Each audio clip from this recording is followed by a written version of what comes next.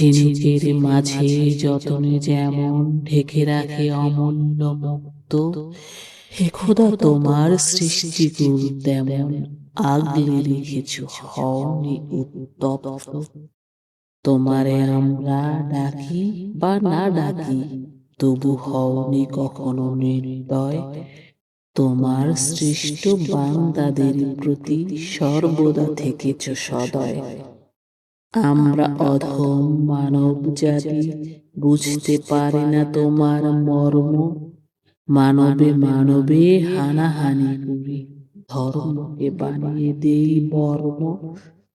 লোভ লালসার শিকার হয়ে যাই মোরা পথভ্রষ্ট, শেষ বিচারের দিনেও তুমি হয়ো না মোদের প্রতি রুষ্ট।